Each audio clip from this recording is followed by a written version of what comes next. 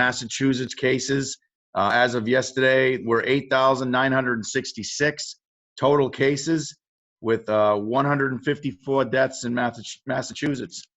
The U.S. cases were a total of 245,442 with 6,098 deaths. Unfortunately, I have to announce that the worldwide cases, we have reached over the million mark, and that's not good news.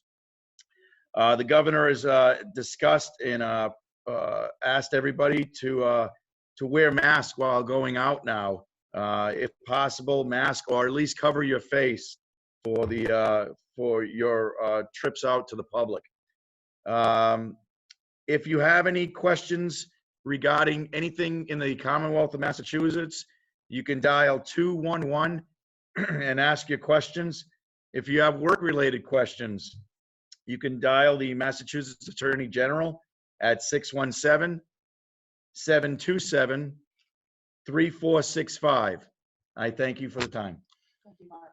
Esther, I'll turn it over to you, please, for a Board of Health nurse update. Good morning. Overnight, we had one new case come in, and we've had a total of 107 residents tested. We have 4 that have recovered. So we are up to a total of 14 positive cases in the town of Bellingham. All right. Thank you, Esther. Dennis, did you have a question? Esther, how many cases are you tracking right now that are outstanding or pending? Yep. So we have, like I said, we have the 14 positive cases. So I am currently following 10 of those right now. Okay.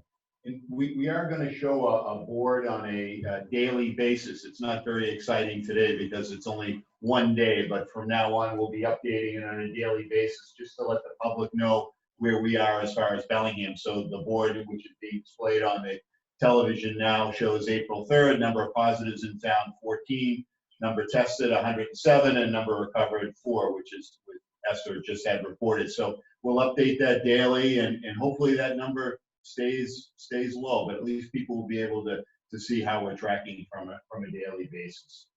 Excellent. Bruce, would you like to give a Board of Health update, please? Sure. A big thing on the numbers, the self-distancing. That disease is only transferred when you're within close proximity, so it's very, very important to maintain that safe social distancing. I will be around along with some of my board members looking at the safe social distancing at the markets, coffee shops, sub shops, you name it, we see it. We're gonna be reminding you, and if you continue to be blatant about it, we're gonna start to issue fines. The governor is giving that directive, so we're just gonna be following through and enforcing it. Hopefully, people get the message. Let's self-distance. My other big pet peeve is the littering out at the parking lots. People have got to pay attention to the receptacles that are out there that the markets have put out. I'll let the gentleman from the markets explain what they're doing in a second here, but we got to work together and try to maintain a tidy area. Those products that you're throwing on the ground create a hazard for everybody. Those that got to pick it up being the worst. So let's all work together here and see what we can do to provide a better and safer atmosphere for everybody. Great, thank you, Bruce. I was going to turn it over to Josie. Josie, you had some important information for our seniors that you wanted to pass along? Yes, there were some questions about the folks who are on Social Security assistance and whether they had to do a tax filing in order to receive their stimulus money. And on the irs.gov website, it indicates that you don't have to do a tax return. They will use your 2019 benefits statement, your Social Security assistance benefits statement, to determine the check that you will receive. So no need to do anything on that end. That's excellent. Great. Thank you, Josie. Anybody else here? Larry, did you have an update? Beth? Dennis? I just had one question. Do you want to do our questions before we do the I think that'd be great. We actually had 2 questions, but one for us is similar to yesterday. People concerned about their pets. What are the guidelines for pets? How long can the virus live on fur? Can they play with other dogs? If the virus lives on fur longer than skin, should it be quarantined longer? Are there any known cases of it being spread by dogs? We've had quite a few questions about pets, and this is similar to some of the other ones, but Esther, if you could address that. Sure. So as of today, there are no known cases from dogs transmitting it to humans by the CDC, and they are tracking that information. The likelihood of the virus attaching to the fur is very little because it's like fabric, so it's a porous substance like we talked about yesterday. It's a lot harder for the virus molecules to attach to the fur, so it's a very low risk. If you're concerned that your dog has been exposed, just make sure that you're washing your hands before and after you pet your animals. You really shouldn't be having social gatherings for your dogs either. That puts you at a higher risk when you're socializing with other dogs. Chances are you're socializing with other people, which really shouldn't be taking place at this time. Thank you. One other question, and I think we've addressed this. A few people have contacted us asking us if we could rebroadcast the meetings during the evening because they're working or they don't have the ability to tune in at 10 o'clock. So we are attempting to do that. Access Bellingham has limited staffing now. I know they showed the first meeting and the audio and video weren't in sync. They were like 20 seconds apart, so it was difficult to watch, but hopefully they've corrected that. I know we dropped off the disc yesterday for yesterday's meeting. I don't know if they showed it last night, and we are making a copy of this meeting, so we will try and have those rebroadcast at 7 o'clock every evening. That's the plan. Okay, so as we mentioned, did you have anything else, Mark? No, I'm all set, yeah. Okay. As we mentioned yesterday, we're going to start to bring in different community members, business owners, to share what action steps they're taking to keep us safe and what their operations are going to be, how they're going to be changing as it relates to COVID-19. Today, we are thrilled to be joined by both Brian from Stop and Shop and Sean from Market Basket. I'm going to turn it over to Brian first. Can you please give our residents an update on how Stop and Shop is focusing on keeping us safe? All right. Well, the biggest thing we're doing here is social distancing, teaching both our associates and the community how everything relates to social distancing. We're utilizing special hours for the seniors every day from 6 to 7:30 in the morning, just for senior citizens and those that are immune compromised between 6 and 7:30. And that's every day of the week. We're adding signage throughout the store, reminding customers to stand 6 feet apart from each other, and any other guidelines from the CDC, like, you know, if somebody feels like they're gonna sneeze, sneezing into your elbow. We've closed any areas that the seating areas in the store to prevent customers from gathering and sitting too close to another. We added floor tape at each register, outlining 6 feet apart and social distancing. We've also put signs at every register explaining social distancing.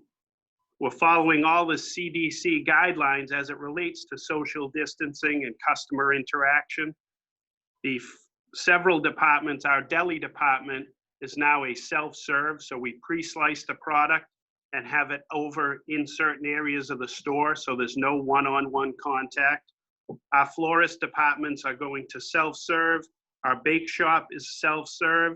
And any single products in the bake shop, like we used to have muffins in a cart that had a handle that people would open, those are all being packaged together and put outside, so there's no chance for anyone touching the handle, whether it's muffins, bagels, pastry, anything like that. It's all packaged.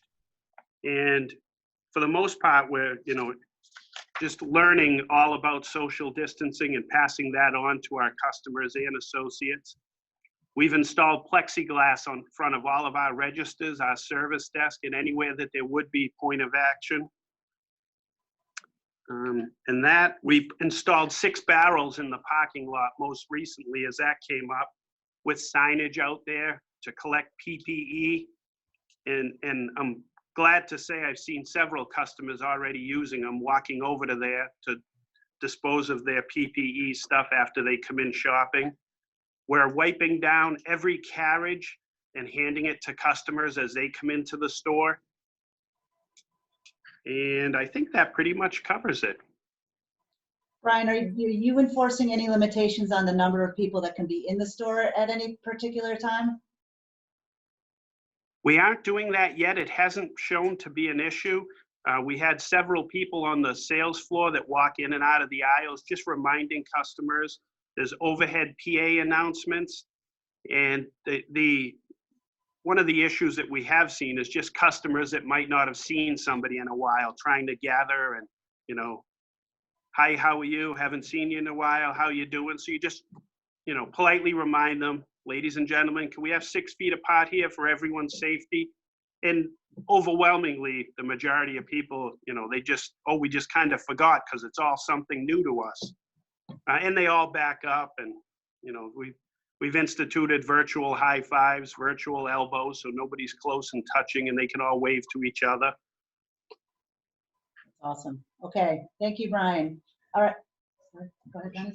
I was just curious, Brian, how is the limited hours for the seniors going? I know it's more or less on the honor system. Do you think people are abiding by it voluntarily? You're not checking IDs, you're just looking for people to voluntarily comply, I think, correct? Yes, and if we see anyone that could be outside the guidelines, we just remind them, excuse me, we reserve 6 to 7:30 for the elderly so that they can shop in a less crowded environment. And I think I've only seen 2 people that were outside that. One gentleman didn't know, asked where he could leave his carriage, and he would come back after 7:30.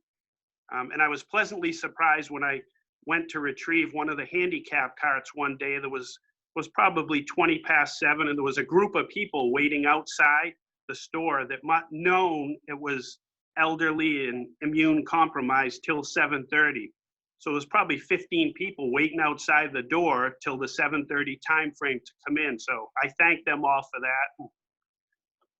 That's great. That's great, Brian. Thank you. Larry? Brian, I was in the store yesterday, and it looked like everything that you said is absolutely true. I think everybody's doing a good job there.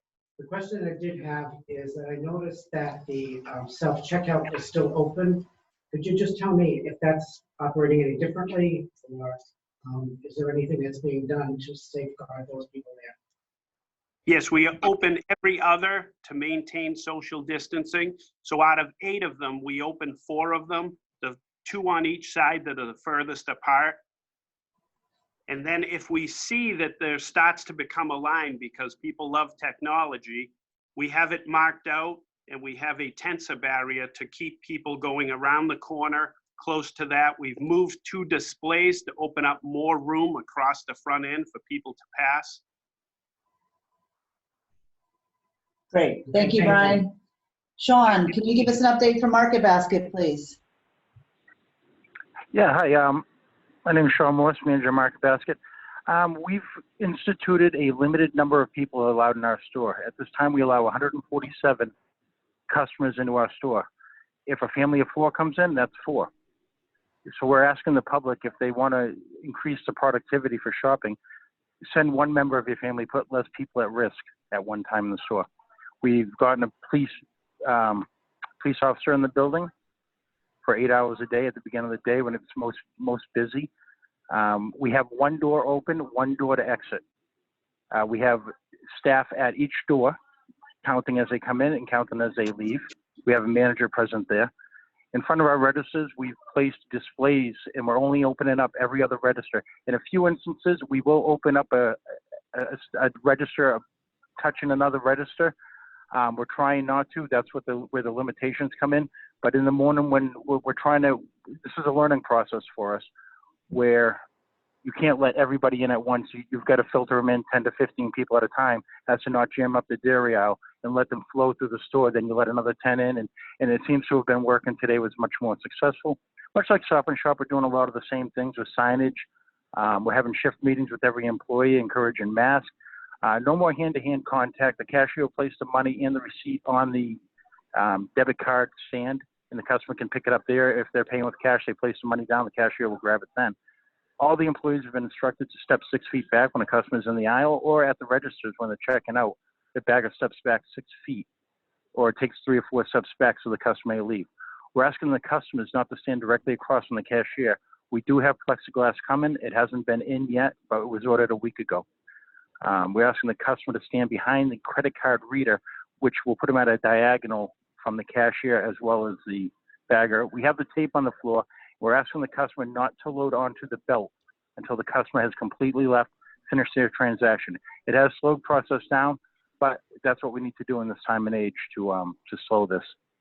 We have people all day long doing contact surfaces, whether it's doors, handles, registers.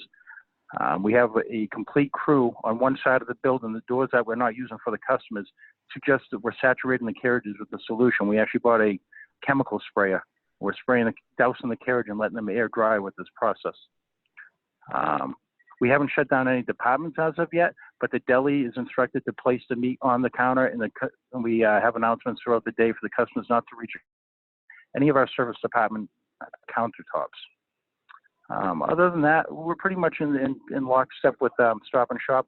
We've asked we're tenants at this building. They control the parking lot. We've put an extra barrel or 2 out. We've asked them for extra barrels. I think today we're going to take the ones from in front of the closed businesses and just put them in our carriage corrals with some signage on it. Is there anything else you'd like to know, or? That's an excellent update, Sean. Thank you. How is the overflow? How are you handling the overflow? People lined up waiting to get into the store. How long have the lines been, and how are you going to manage that? We're fortunate to have a 100-yard overhang to the left of our building with the businesses closed. So what we did was we coordinated off with caution tape and carriages, and then we have 6-foot tape going all the way down. And pleasantly surprised, I'm sure like Brian noticed, after they've gotten past the overhang, they'll actually go towards Walmart, get on that parking lot, and they're self-distancing themselves all the way past that point as well.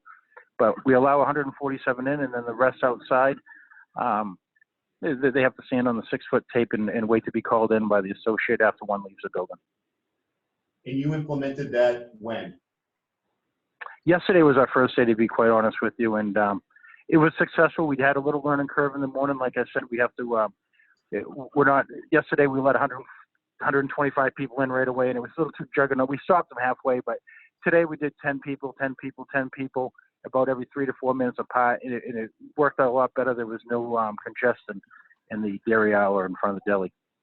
Excellent, thank you. In question for both of you, we continue to have people having difficulty getting certain items, paper products and cleaning supplies.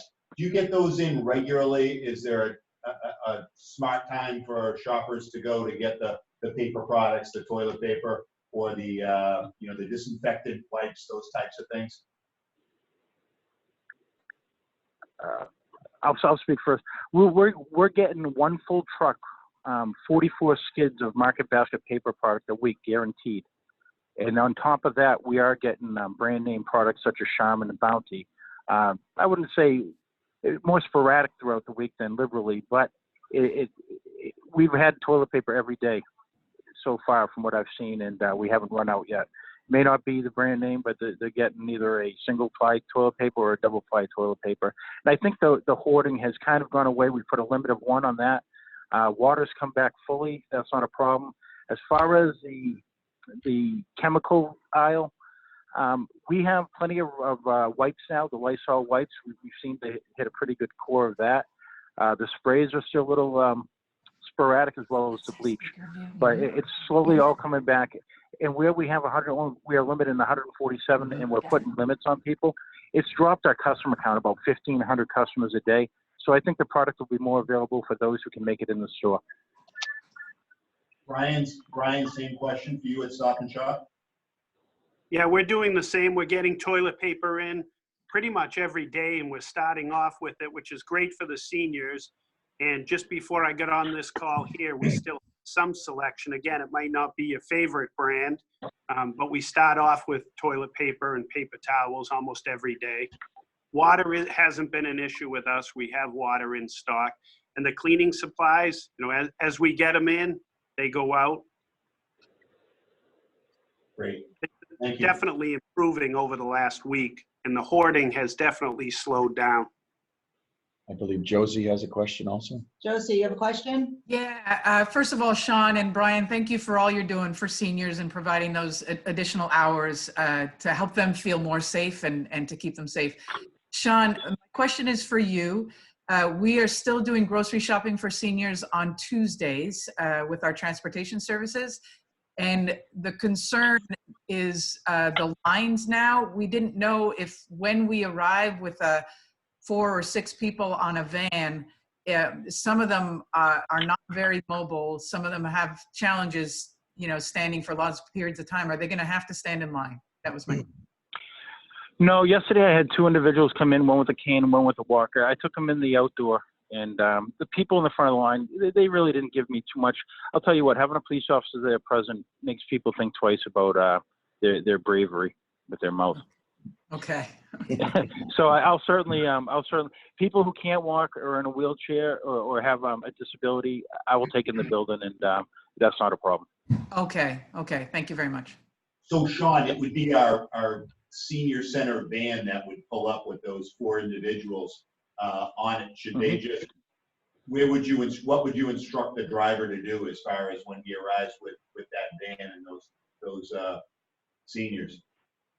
Well, depending on the time they come in, obviously, we're here, we open the door at 6, but if you wanted the van here at 6 o'clock, I could certainly make them part of the first group that came in. Just give me a little heads up on Tuesday. I'm not here on Tuesday, but I can certainly make my assistant aware of it. We can put some protocol in place. And you know what? We certainly have compassion for those who can't be mobile, and we'll make sure they get in to do their shopping and get a good price. Okay, yeah, just so you know, they certainly won't be there at 6 a.m. The services don't start until 8 o'clock, so you typically get there between 9:30 and 10:30. Like I said, I should have the line. The people are. It's humanity. It's humanity. I will take them in the building, and we'll deal with it. If we have to call the police department, we call the police department, but we'll take care of it. All right, thank you very much. Thanks, Sean. Yep. Brian and Sean, Okay, this no is problem. Cindy McNulty. I have a question for both of you. Do you need us to get any word out on different times of day that would be to help spread out the lines? Can we get the word out to the Bellingham residents? I think with Easter coming, we're up for a very challenging week. Hopefully people don't get together as big groups, but I think we're going to have a lot of families coming in to do more shopping because they're going to celebrate with their own. I would ask that they come in as a single. Designate one shopper. We don't need a family of shoppers in here, kids running around with other people and putting other people at risk. I think the biggest message is use your head. It's been steady all day. Yesterday we had a line all day, and but if there's just one person, it makes it more shoppers can shop. Makes it for more shoppers to be able to shop. Like I said, we do have a very challenging week coming up with Easter. It's usually a 35% increase in business, and we'll see how that plays out. We're not going to adjust our levels to put more people in here to make more money. So people are going to have to be smarter about who they bring and when they come shopping. And it's pretty steady from 6 a.m. right till 6 o'clock at night with the amount of people in the building. Oh, okay. Same true for you, Brian? Yeah, pretty much everything the same. We would ask that one person be elected to do the shopping. I certainly don't have the amount of foot traffic here that Sean does in Market Basket. And I start out slower in the mornings and then progress to midday. But like I said, we have 3 or 4 people extra on hand at any time that can remind people with social distancing, or that can open up more registers as needed so that we can maintain social distancing. Okay, great. Thank you. Anybody Yep. have Just give you to clarify, give you a quick note. We processed 2,100 customers yesterday, with 147 in per hour per one time. So that's still a fair amount of customers.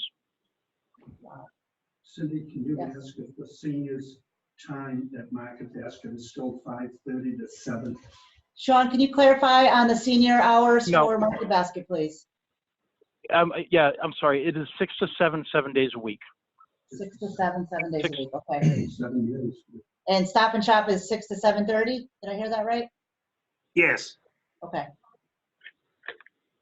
All right, well, thank you very much, gentlemen, for joining us. That was very helpful, and we really appreciate all the steps that you're putting in place to keep our residents safe. So thank you. Thank you. Thank you. Have a great day.